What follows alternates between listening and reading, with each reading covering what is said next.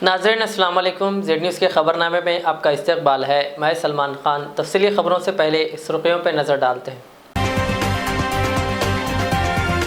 Corona के बढ़ते मामला, दिल्ली में वीकेंड कर्फ्यू किया जाएगा नाफिज। दिल्ली के नायब वजीर आला ने किया ऐलान।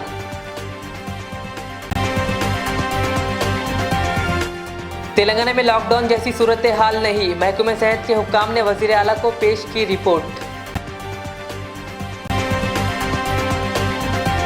मरकजी वजीर जी किशन रेड्डी ने करीमनगर जेल पहुंचकर बंडी संजय से की मुलाकात। तेलंगाना में 15 साल से 18 साल उम्र के लड़के और लड़कियों में कोविड टीका अंदाजी का आगाज। लड़कियों की शादी से मुताल्लिक कानून को लेकर शादी के फैसले जल्दबाजी में ना करें, रियासती वक्फ बोर्ड चेयरमैन मोहम्मद सलीम की मुसलमानों से अपील।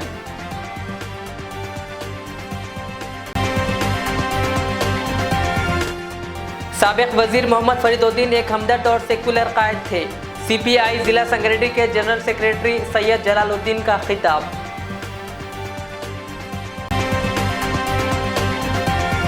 अब पेश है खबरों की तफसील।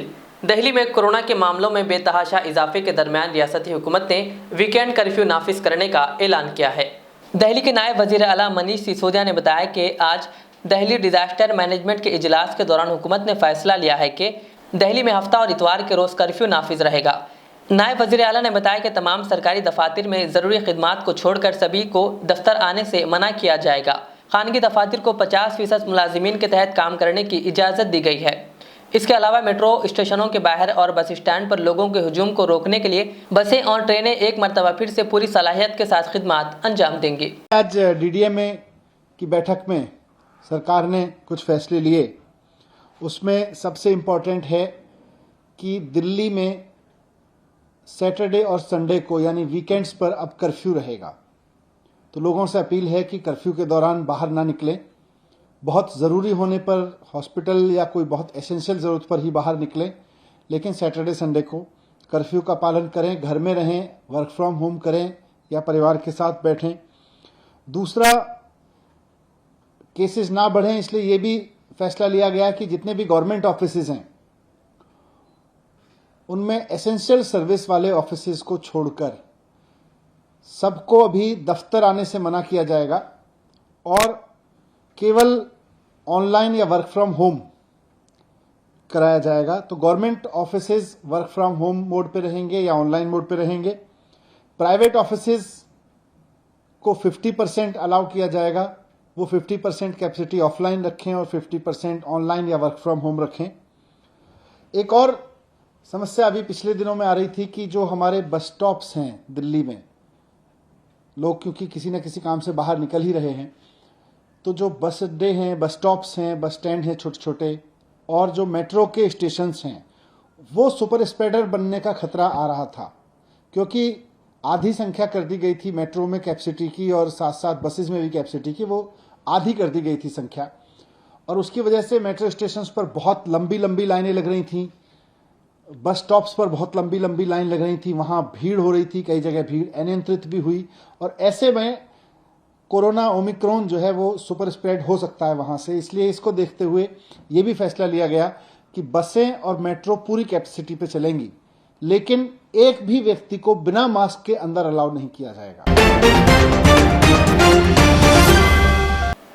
तेलंगाना के वजीर आला के चंद्रशेखर राव ने महकमे सेहत के ओहदेदारों का एक इजलास तलब किया, जिसमें ओहदेदारों ने वजीर आला केसीआर को रियासत में कोरोना वायरस और ओमिक्रॉन के फैलाव व दीगर उमूर की तफसीलात से वाकिफ करवाया और वजीर आला को बताया कि मरकजी हुकूमत के कोविड गाइडलाइंस के मुताबिक तेलंगाना में लॉकडाउन नाफिज करने की कोई सूरत हाल नहीं है।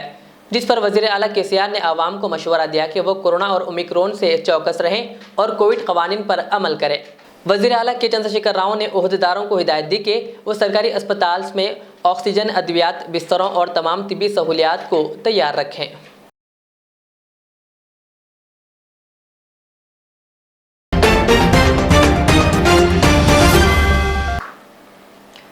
मरकजी वजीर सयाहत जी किशन रेड्डी और बीजेपी के रुकन असम्बली इटेला राजेंद्र ने आज करीमनगर जेल पहुंचकर बीजेपी के रियासती सदर बंडी संजय से मुलाकात की, जिन्हें गुज़िश्ता रोज़ करीमनगर पुलिस ने मुख्तलिफ केसों के तहत हिरासत में लेते हुए अदालत में पेश किया था।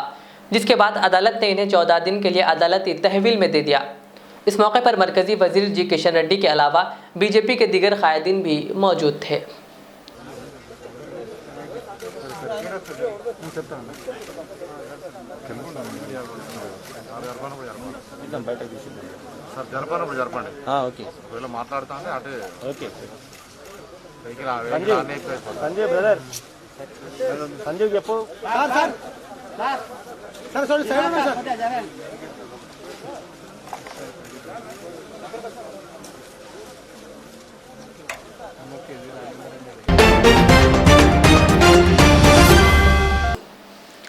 तेलंगाना हुकूमत ने रियासत में कोरोना वायरस के केसों में गैर मामूली इजाफे के पेश नज़र तमाम तालीमी इदारों को 8 जनवरी से 16 जनवरी तक तातीलात देने का फैसला किया है। पीर को वज़ीर आला KCR ने महकमे सेहत के ओहदेदारों का इजलास तलब किया और रियासत में कोरोना की सूरत हाल और ओमिक्रॉन के फैलाव व दीगर उमूर का जायजा लिया।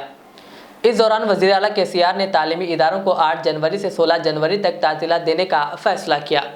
वाज़ेह है कि रियासत में कोरोना और ओमिक्रॉन के केसेस में इजाफे को देखते हुए हुकूमत ने पहले ही 10 जनवरी तक कई तरह की पाबंदियां आयद कर दी है और नुमाइश को भी मुअत्तल कर दिया गया और अब ताज़ा तौर पर तालीमी इदारों को भी तातीलात देने का ऐलान कर दिया गया।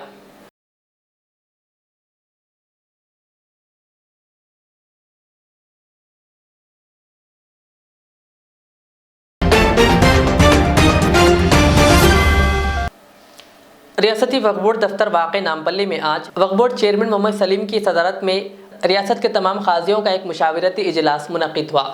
इस मौके पर वक्फ बोर्ड चेयरमैन मोहम्मद सलीम ने मुल्क के तमाम काजियों से अपील की कि वो लड़कियों की शादी की उम्र बढ़ाने वाले कानून की मुखालिफत करे और मरकजी हुकूमत व सदर जमहूरिया को मकतूब रवाना करे। इस मौके पर उन्होंने इस कानून के डर से लड़कियों की शादी के फैसले जल्दबाजी में ना करने की मुसलमानों से अपील की और तशवीश में मुब्तला अफराद को वक्फ बोर्ड दफ्तर आकर मज़ीद मालूमात हासिल करने का मशवरा दिया। आज पूरे तेलंगाना स्टेट के काजी साहिबान बोलने पे आए और मुशावरती इजलास हुआ। इजलास में बहुत अहम बातें हुई और सेंट्रल गवर्नमेंट के बारे में भी बात हुई और हम KCR साहब से भी इसकी नुमाइंदगी करेंगे, क्योंकि KCR साहब चाहे तो जो है सेंटर में भी रुका सकते, क्योंकि पार्लियामेंट में बिल को रुकाने का काम KCR साहब ही कर सकते हैं। और दूसरी बात यह है कि अल्लाह चाहे तो जो है ये बिल पास नहीं होगा और अभी आवाम से भी मेरी गुजारिश है कि आप लोग कोई हैबत में आने की ज़रूरत नहीं है, कोई खौफ में रहने की ज़रूरत नहीं है। आप लोग अभी पार्लियामेंट में बिल पास होना है, अभी उसके बाद राज्यसभा में होना है, उसके बाद में फिर प्रेसिडेंट के पास सिग्नेचर के लिए जाना है, उसके बाद में जो है फिर भी उसके बाद भी 2 साल का टाइम रहता। इमीडिएट कानून मुसल्लत नहीं कर सकते, वो नहीं रहता ऐसा। आप लोग कोई टेंशन लेने की ज़रूरत नहीं है। ये 2-3 साल तक तो बेफिक्री है, अल्लाह चाहे तो, और अल्लाह के करम से जो है ये कानून का बिल वापस होना ही होना है किसी हालत में, क्योंकि इस्लाम में जो है ना बालिग होने के बाद इमीडिएट करना बोल के जो है कुरान का, इस्लाम का कानून है, अल्लाह का कानून है, सरकार दो आलम हज़रत मोहम्मद मुस्तफ़ा सल्लल्लाहु अलैहि वसल्लम का कानून है कि इस्लाम को जो है कोई झुटला नहीं सकता इसको, क्योंकि अब कुरान और हदीस में जो है कि जो है ना बच्चा बालिग होने के बाद, बच्चा हो या बच्ची हो, इस्लाम में झटपट निकाह होना बोल के रहता। फिर भी जो है ना 18 साल हमारी इंडिया की गवर्नमेंट कानून बनाई तो उसको फॉलो कर रहे सब लोग। अब उसके बाद में आप बोलेंगे 21 साल को फॉलो करो बोले तो जो है ना बच्चियाँ हो या माँ बाप हो, बच्चियों के जो है ना गलत उसमें जो है ना परेशान हो जाते हैं और बच्चियाँ जो है गलत रास्ते पे चले गए, स्टूडेंट्स वगैरह कुछ भी, तो ये बहुत गलत बात हो जाती। बालिग होने के बाद शादी करना कंपलसरी है और 3 साल और रुका के जो है ना 21 साल में करो बोले तो वो माँ बाप पे बोझा रहता हो, क्योंकि माँ बाप चाहते कि बच्ची जल्द से जल्द निकाह होना, फिर अपने घर से जो है ना अपना घर बसा लेना बोल के रहता, अपने ससुराल में रहना, मतलब अच्छे से अच्छा बच्ची जो है ना अपना हस्बैंड के साथ ज़िंदगी गुजारना बोल के हर किसी को ये रहता, हर माँ बाप को रहता है। करोड़पति भी रहो, रिक्शे वाले भी रहो, गरीब भी रहो, सबकी ख्वाहिश ये रहती कि जो है बच्ची की शादी जल्दी हो जाना, अपने अपने घरों में अपने अपने ठिकानों पे रहना बोल के रहता। मोदी साहब लेके आ रहे हैं, मगर मैं इसकी मजम्मत करता हूँ।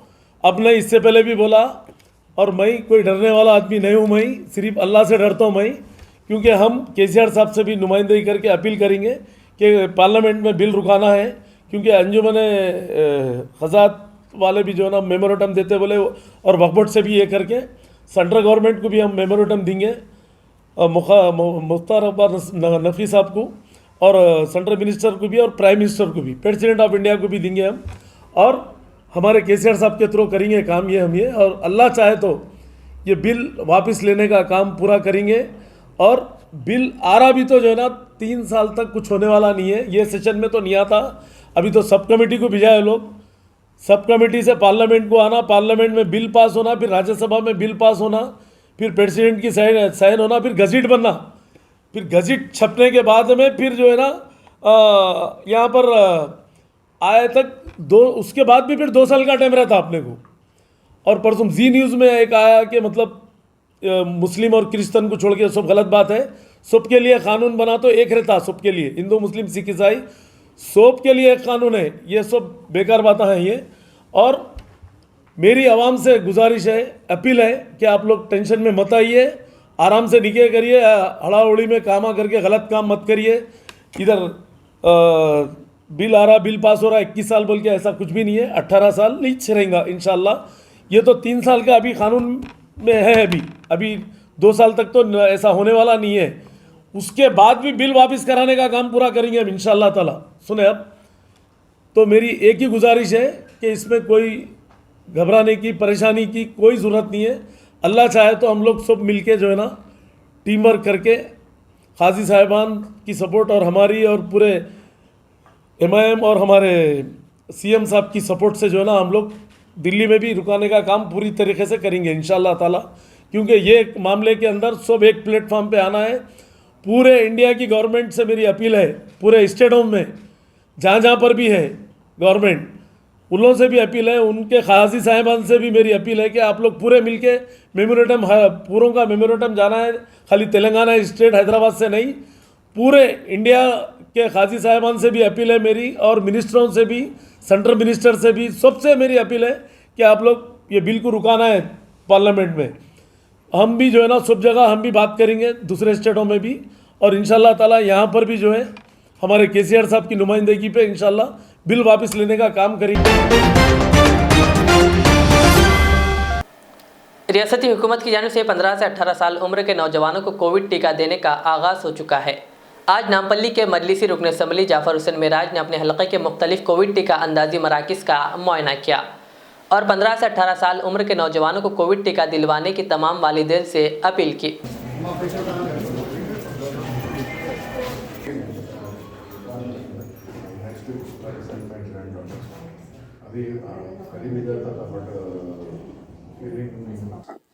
अभी राइट नाउ मैं चिंतल बस्ती UPSC सेंटर में हूँ। मेरा यहाँ पर आने का मेन मकसद ये है कि कल से जो वैक्सीनेशन शुरू हुआ है, जो 15 से 18 साल के बच्चों को जो वैक्सीन दिया जा रहा है कोवैक्सीन, उसके लिए मैं पूरे सेंटर जो नामपल्ली असम्बली कॉन्स्टिट्यूंसी में है उसको मैं विज़िट कर रहा हूँ। और ख़ास तौर से मैं आवाम से अपील करना चाहता हूँ, स्पेशली नामपल्ली असम्बली कॉन्स्टिट्यूंसी के तमाम लोगों से मेरी अपील है, मेरी पार्टी के चाहे वो कारपोरेटर्स हो, मेरी पार्टी के सदर मोतमद्दीन या एक्टिव वर्कर्स हो, उसके अलावा जितने भी असम्बली कॉन्स्टिट्यूंसी नामपल्ली में रह रहे हैं, इन सब से मेरी दरख्वास्त है कि आप अपने बच्चे जो 15 से 18 साल तक है, उन बच्चों को जल्द से जल्द अपन वैक्सीन दिलाइए। क्योंकि आप जानते हैं पिछले 2 साल से ये जो वबा चल रही है कोविड-19 की, उसके अंदर नए नए टाइप का वेरिएंट होते हुए आ रहा है। अभी ओमिक्रॉन चल रहा है कि जितने WHO का ये कहना है कि ये ज़्यादा स्प्रेड होगा। काफ़ी बड़े लोग तो दोनों डोज ले चुके हैं, मगर हुकूमत की जानिब से बच्चों का नहीं शुरू हुआ था, जिसके लिए हम लोग हमारे बच्चों को नहीं दिलाए हैं। मगर मैं आवाम से अपील करना चाहता हूँ, दर्दमंदाना अपील है मेरी कि आप अपने बच्चों को लाइए। मेरी अपनी कॉन्स्टिट्यूंसी के अंदर UPSC सेंटर है, जिसमें अफजल सागर है और अपने चिंतल बस्ती है, शांति नगर UPSC सेंटर है, सैयद नगर है, नीलोफर हॉस्पिटल में भी एक UPSC सेंटर है, और गुड्डी मलकापुर में है, नामपल्ली एरिया हॉस्पिटल और सरोजनी देवी एरिया हॉस्पिटल में भी ये दस्तयाब है। इसके अलावा मैं तमाम स्कूल्स और कॉलेज के लोगों को से भी अपील करना चाहता हूँ, अपने अपने कॉलेजेस में बताइए, स्कूल्स में बताइए, जो 15 साल के अबव है उन लोगों को लाइए और वैक्सीनेशन दिलाइए। और इसके साथ साथ जो बड़े भी पहले नहीं लिए हैं सेकेंड डोज, उनसे भी मेरी दरख्वास्त है कि सेकेंड डोज लीजिए। और जो लोग किसी वजह से वो टाइम पे हमारी माँ और बहनें या हमारी बेटियाँ जो प्रेग्नेंट रहने की तरफ से वो लोग फर्स्ट डोज भी नहीं लिए, वैसे लोगों से भी मैं दरख्वास्त करना चाहता हूँ कि आइए और अपना वैक्सीन को ज़रूर लीजिए। ये वैक्सीन कोई हार्मफुल नहीं है। गलत बात है, लोग रूमर्स उठाए थे, वो तमाम रूमर्स ख़त्म हो गया है। आप देखते हैं और आप जानते हैं, नकीब मिल्लत बैरिस्टर असदुद्दीन ओवैसी साहब की सदारत में और हबीब मिल्लत जनाब अकबरुद्दीन ओवैसी साहब की क़यादत के अंदर मजलिस इत्तेहादुल मुस्लिमीन सबसे पहले सेहत के मैदान में हम आवाम को ख़ास तौर से जितनी हमसे सहूलत हो सकती है वो दिलाने के लिए तैयार है। आज मेरे साथ रेडिल्स के नुमाइंदा कारपोरेटर आरिफ रिजवान साहब, उनके अलावा मजलिस इत्तेहादुल मुस्लिमीन के सदर मोतमदीन एक्टिव वर्कर्स भी मौजूद है। तो मैं फिर एक मरतबा अपील करना चाहता हूँ और हम लोग ख़ास तौर से मजलिस इत्तेहादुल मुस्लिमीन के जानिब से कॉलेजों को और स्कूल्स को जाएंगे और वहाँ जाके हम लोग बात करेंगे। ज़रूरत पड़ने पर हम रिक्वेस्ट करके स्कूल के अंदर भी हम कैंप लगाकर उस कैंप को हम वैक्सीन देने की पूरी भरपूर कोशिश करना चाहते हैं। मैं फिर एक मरतबा इलेक्ट्रॉनिक मीडिया और प्रिंट मीडिया का शुक्रिया अदा करना चाहता हूँ। मेरे साथ में जनाब नागेंद्र साहब SPHO मौजूद है और उनके अलावा उनकी पूरी टीम मौजूद है। इनकी निगरानी के अंदर नामपल्ली असम्बली कॉन्स्टिट्यूंसी के अंदर ये बहैसियत SPHO पूरे वैक्सीन सेंटर विज़िट कर रहे हैं और वैक्सीन के अंदर ज़्यादा से ज़्यादा लेने के लिए भी हम लोग रिक्वेस्ट कर रहे हैं। बहुत बहुत शुक्रिया। रियासती हुकूमत की जानिब से 15 से 18 साल उम्र के नौजवान तबके में कोविड टीका लगवाने के ऐलान पर रियासत के कई अजला में टीकाकारी शुरू हो गई है। इसी ज़िमन में तेलंगाना के भैंसा शहर के अतराफ व अकनाफ के मौज़ियात में भी ज़िला हुक्काम की हिदायत पर महकमा सेहत के ओहदेदारान, जिनमें doctor Srikanth Jadu, rural HEO Abdul Salim, doctor Wasif Qamar के अलावा ANMs की टीम ने मुतहरिक अंदाज में अपनी खिदमत जारी रखे हुए है।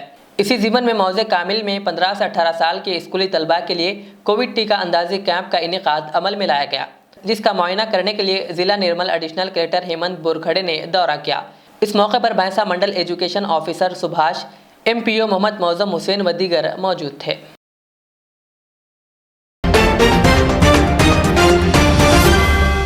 साबिक़ वज़ीर जनाब मोहम्मद फरीदुद्दीन एक सेकुलर क़ायद थे। इनकी 30 साल सियासी ज़िंदगी फ़िरक़ा परस्ती और तासुब से पाक रही। इन ख़यालात का इज़हार Syed Jalaluddin CPI general secretary ज़िला संगारेड्डी ने CPI दफ्तर संगारेड्डी में प्रेस कॉन्फ्रेंस से खिताब करते हुए किया। उन्होंने कहा कि साबिक़ वज़ीर अलहाज मोहम्मद फरीदुद्दीन एक गैर मुतनाज़िया सियासी क़ायद थे। कहा, ऐसे हमदर्द क़ायद का बेवक्त अचानक जुदाई से खला पैदा हुआ है।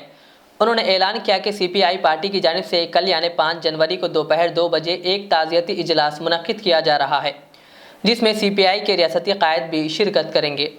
उन्होंने ऐलान किया कि 10 जनवरी से ज़िला संगारेड्डी के तमाम असम्बली हलकों में भी ताज़ियती इजलास प्रोग्राम मुनक़्क़िद किए जाएंगे। इस मौके पर दीगर क़ायदीन भी मौजूद थे। CPI संगारेड्डी डिस्ट्रिक्ट समिति की जानिब से बड़े अफसोस की बात है कि ज़हीराबाद कॉन्स्टिट्यूंसी के माजी मंत्री, एक्स MP जो MLA भी कर चुके हैं और TRS दौर में MLC भी कर चुके हैं, हर्जीज़ अजीज़ क़ायद जनाब अलहाज फरीदुद्दीन साहब जात और जमात को बग़ैर तफरीक़ और करे हुए उन्होंने अपने 30 साला सियासी सफ़र सरपंच से शुरू कर मिनिस्ट्री तक पहुँचे हैं। और सबसे उनमें अच्छा ही बात ये थी कि जो भी इंसान उनके पास फरियाद लेके आता उसका मुमकिन हद तक उन्होंने काम किया है। इसीलिए संगारेड्डी CPI समिति की जानिब से कल 5 तारीख को हमारे कुछ स्टेट के लीडर्स भी आ रहे हैं। उनकी शमूलियत में हम लोग फरीदुद्दीन साहब को श्रद्धांजलि के रूप में उनकी फ़ोटो को फूल माला के साथ में फरीद साहब अमर है के नारे से हमेशा फरीद साहब, भले फरीद साहब हमारे साथ नहीं, लेकिन तेलंगाना ही नहीं, आंध्र प्रदेश की अवाम में लाखों लोगों के दिलों में अपना उन्होंने घर बनाए हैं। खासकर जहीराबाद कॉन्स्टिट्यूंसी के लिए तो बेतहाशा उन्होंने काम किया। माइनॉरिटीज़ हो या दलित हो, एससी हो या एसटी हो, कभी उन्होंने ज़ात और पात का काम नहीं करते हुए तमाम अशरफुल मखलूक़ात जिसका नाम है इंसानियत की बुनियाद पर फरीदुद्दीन साहब ने काम किया। उसी तरीके से हम कल संगारेड्डी डिस्ट्रिक्ट ऑफिस में ताज़ियाती जलसा उनका मुख्तसर और वक्त में वहाँ पर रखने की स्टेट पार्टी से भी हमने इजाज़त ली है। इंशाअल्लाह उसी तरीके से हर डिवीज़न में भी 10 तारीख के बाद में भारत कम्युनिस्ट पार्टी की तरफ से करेंगे। कुछ लोगों को ऐसा लगेगा कि कम्युनिस्ट पार्टी वाले कभी भी ये चाहते कि कम्युनिस्ट का काम अगर और कोई पार्टी का लीडर भी कर रहा है तो वो भी अपना भाई है समझते, इसीलिए वो मरहूम के लिए जन्नतुल फिरदौस में अल्लाह ताला उनको आला मुकाम अता फरमाए और उनकी करवट करवट उनको सुकून और चैन अता फरमाए और उनके अहले खाना को सबीले सब्र और जमील अता फरमाए। अल्लाह बेचारों की जो कारकर्दगी है जहीराबाद डिवीज़न में, हर माशरे के अंदर, हर तबके के अंदर बहुत अच्छा नाम कमाए। आप लोगों से मेरी अपील है, जो आ सकते कल संगारेड्डी डिस्ट्रिक्ट में CPI पार्टी ऑफिस को आइए। इंशाअल्लाह खराज अक़ीदत फरीदुद्दीन साहब हलाज मोहम्मद फरीदुद्दीन साहब के जो उन्होंने कारनामे किए, ना भुलाने वाले कारनामे उन्होंने स्टेट गवर्नमेंट में करे हैं। इंशाअल्लाह हम ये प्रोग्राम कल ठीक 2 बजे स्टार्ट करेंगे। आप लोगों से तमाम से मेरी अपील है, संगारेड्डी ज़िलों के हिंदू मुस्लिम सिख ईसाई से, कि आप इसमें शिरकत करके इस जलसे को कामयाब बनाइए। इनसाइट इंटरनेशनल हाई स्कूल की जानिब से IGCSE इस्लामिक स्टडी बुक बराए कैम्ब्रिज सिलेबस का इफ्तिताह आज सुबह 11 बजे प्रोफेसर डॉक्टर मोहम्मद फ़हीम अख्तरी नदवी के हाथों अमल में आया।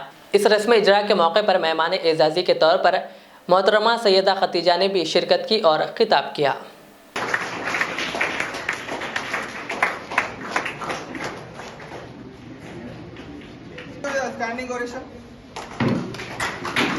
इनसाइट इंटरनेशनल स्कूल की जानिब से आज जो बुक रिलीज़ फंक्शन हुआ, ये बहुत ही अहम प्रोग्राम था इस एतबार से कि इसमें इस्लामियात की किताब तैयार हुई है और सबसे अहम चीज़ ये है कि इस किताब को एक ऐसे टीचर ने तैयार किया है जो इसी स्कूल की टीचर हैं, वो फरीना सीमीन साहिबा हैं और इंग्लिश मीडियम में IGCSE सिलेबस के मुताबिक किताब की तैयारी ये बहुत बड़ी चीज़ है। और मैं इस स्कूल को भी मुबारकबाद देता हूँ इस मौके पर, यहाँ के असातिज़ा को भी, कि उनका ये विज़न था कि उन्होंने किताब हिंदुस्तानी माहौल में, यहाँ के तनाजुर में और मुस्लिम बच्चों को किस तरह का कंटेंट देना है, उस तसव्वुर के साथ किताब की तैयारी की। ये किताब बहुत ही लंबे वक्त के लिए नस्लों की तैयारी में काम आएगी और मैं समझता हूँ कि इस किताब के ज़रिए जो तरबियत का काम होगा, तालीम का काम होगा, उससे वो अफराद तैयार होंगे जो इस मुल्क के लिए भी मुफीद साबित होंगे और इंसानियत के लिए मुफीद साबित होंगे और पैगाम के हामिल होंगे। तो ये कदम बहुत काबिल तारीफ़ है, मुस्तहसन कदम है और मुबारकबाद के मुस्तहिक़ इनसाइट इंटरनेशनल स्कूल के सारे ज़िम्मेदारान हैं और ख़ास तौर पर वो टीचर हैं जिन्होंने इस किताब को तैयार किया है। बिस्मिल्लाहिर्रहमानिर्रहीम। इनसाइट इंटरनेशनल स्कूल की जानिब से आज इस्लामिक स्टडीज़ की बुक रिलीज़ हुई है। ये बुक IGCSE करिकुलम को सामने रखकर डिज़ाइन की गई है। IGCSE सिलेबस की एक ख़ास बात यह है कि यहाँ पर इस्लामिक स्टडीज़ को वही अहमियत हासिल है जो मैथ्स, फ़िज़िक्स, केमिस्ट्री, बायोलॉजी और इंग्लिश को हासिल है। इस लिहाज से ये एक कोर सब्जेक्ट है, जबकि दूसरे स्कूल्स में आम तौर पर ग्रेड 8 या ग्रेड 9 के बाद दीनियात के नाम पर जो सिलेबस पढ़ाया जाता है उसको रोक दिया जाता है, इसलिए कि उसका कोई बोर्ड एग्ज़ाम नहीं हुआ करता। लेकिन IGCSE करिकुलम में इस्लामिक स्टडीज़ का बोर्ड एग्ज़ाम होता है। कैम्ब्रिज इसका पेपर बनाता भी है और फिर इसका इवैल्यूएशन करता है, ग्रेडिंग देता है। लेकिन कैम्ब्रिज के पास इसकी बुक अवेलेबल नहीं है जैसा कि दूसरे सब्जेक्ट्स में अवेलेबल है। इसलिए इनसाइट ने इस बात का टारगेट रखा था कि हम इस बुक को तैयार करेंगे और अल्हम्दुलिल्लाह ये जो बुक तैयार हुई है पूरे इंडिया में इस्लामिक स्टडीज़ की पहली बुक है जो IGCSE करिकुलम को सामने रखकर तैयार की गई है। तवक्को है कि ये बुक सिर्फ इनसाइट के स्टूडेंट्स ही के लिए नहीं बल्कि आइंदा पूरे इंडिया में जो भी IGCSE करिकुलम के स्कूल्स हैं उन सारे स्कूल्स के स्टूडेंट्स के लिए ये मुफीद होगी। इनसाइट का ये प्रोग्राम है कि आइंदा इस्लामिक स्टडीज़ के करिकुलम के दीगर क्लासेस के भी बुक्स तैयार करें। अभी तक हमने नर्सरी PP1, PP2 और ग्रेड 7 के बुक्स तैयार किए थे और इसके अलावा ग्रेड 3, 4 और 5 के नॉन डिटेल बुक्स तैयार किए थे। अब ये बुक जो IGCSE के लिए तैयार हुई है ये ग्रेड 8, 9 और 10 इन 3 क्लासेस के स्टूडेंट्स के लिए मुफीद साबित होगी।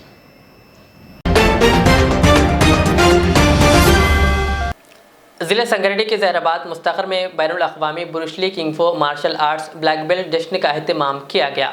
इस ज़िमन में जहराबाद कदीम ईदगाह ग्राउंड में बेल्ट टेस्ट मुनक़िद हुआ जिसकी निगरानी टेक्निकल एडवाइज़र मोहम्मद हिसामुद्दीन ने की। इस मौके पर जीत हासिल करने वाले नौजवानों को सर्टिफिकेट और इनामात से भी नवाजा गया। इस मौके पर नुमाइंदा सरपंच अरशदुज़्ज़मा पटेल ने बहैसियत मेहमान खुसूसी शिरकत की और उन्होंने अपने खिताब में कहा कि हर बशर को अपनी हिफाजत करने ये हुनर सीखना चाहिए। उन्होंने कहा कि मार्शल आर्ट हिफाजत खुदी के अलावा सेहतमंदी का भी ज़ामिन है। कहा इसीलिए आज के ज़माने में इस फ़न को हासिल करने की ज़रूरत है।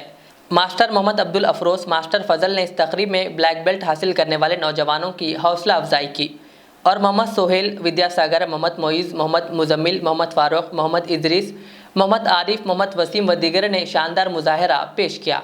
इस तकरीब में माड़गी MPTC मोहम्मद शकील अहमद व दीगर ने शिरकत की।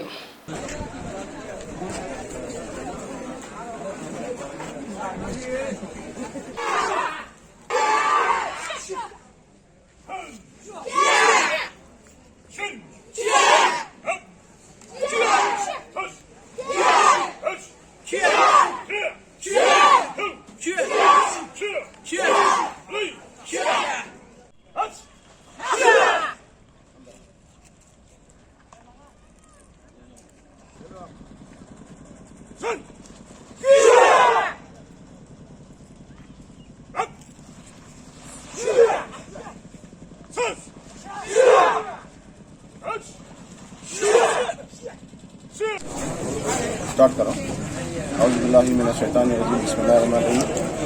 ज़हीराबाद में इंटरनेशनल ब्रूस ली कुंग-फू का एग्ज़ाम ज़ेर निगरानी में इसामुद्दीन के ज़ेर निगरानी में अजीज़ के ज़ेर निगरानी में यहाँ पर जो है ना एग्ज़ाम रखा गया है। 200 बच्चे जो है ना हिस्सा ले चुके हैं इसमें। ज़हीराबाद के मंडलों से जो है ना पूरे बच्चे आ चुके हैं, अच्छा मुजाहरा किए हैं। इस बच्चे ने जो है ना yellow belt, orange belt, green belt, blue belt, brown belt जो है ना ब्लैक बेल्ट्स फर्स्ट डाउन जो है ना ब्लैक बेल्ट्स लिए चुके हैं बच्चे। बहुत अच्छा कर रहे हैं, बहुत अच्छा डेवलपमेंट है, बहुत अच्छा करा रहे हैं इसामुद्दीन। सारे ब्लैक बेल्ट को जो है ना कंट्रोल में रखकर और जो है ना जो प्रैक्टिस हो रही है, जो सेल्फ डिफेंस आत्मरक्षण देश का रक्षण के लिए सिखाया जा रहा है। ये बच्चे जो है ना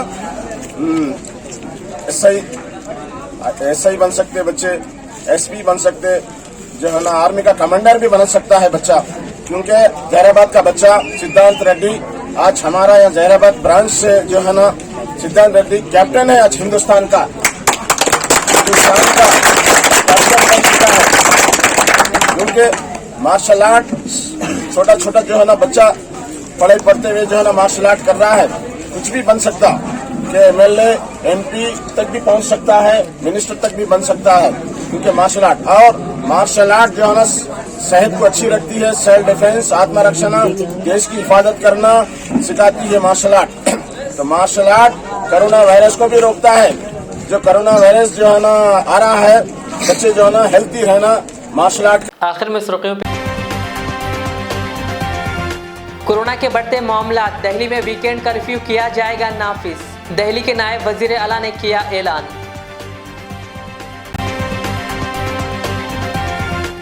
तेलंगाना में लॉकडाउन जैसी सूरत हाल नहीं, महकमे सेहत के हुक्काम ने वजीर आला को पेश की रिपोर्ट। मरकजी वजीर जी किशन रेड्डी ने करीमनगर जेल पहुंचकर बंडी संजय से की मुलाकात। तेलंगाना में 15 साल से 18 साल उम्र के लड़के और लड़कियों में कोविड टीका अंदाजी का आगाज। लड़कियों की शादी से मुताल्लिक कानून को लेकर शादी के फैसले जल्दबाजी में ना करें, रियासती वक्फ बोर्ड चेयरमैन मोहम्मद सलीम की मुसलमानों से अपील।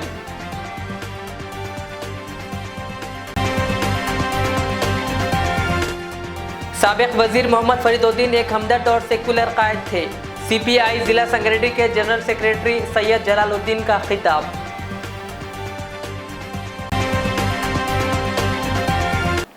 ये थी आज की दिन भर की हमारी खबरें। मुझे इजाज़त दीजिए।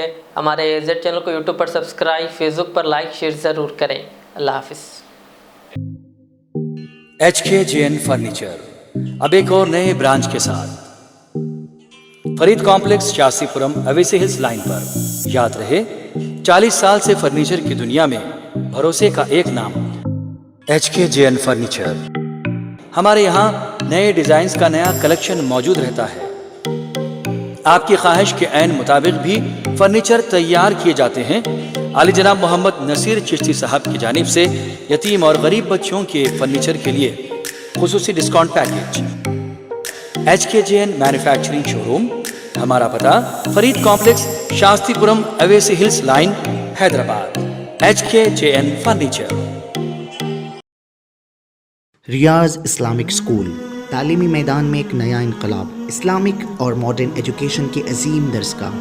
23 साल तजुर्बे के बाद तलबा और तालिबात के लिए रियाज इस्लामिक स्कूल पेश करता है हिफ्ज़ कुरान, नाज़िरा कुरान क़ायदे के अलावा नर्सरी ta 10वीं जमात तक की तालीम का बेहतरीन नज़्म।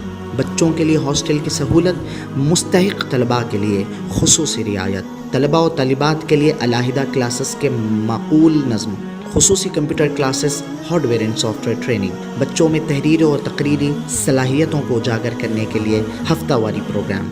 काबिल और मुशफ़िक़ असातिज़ा इकराम की निगरानी में बेहतरीन तालीम नज़्म। सुबह 8 बजे तक शाम 4:30 बजे दाखिले जारी हैं। उजलत कीजिए। Riyaz Islamic school, opposite lane, new SR petrol pump, Vattepally, Hyderabad.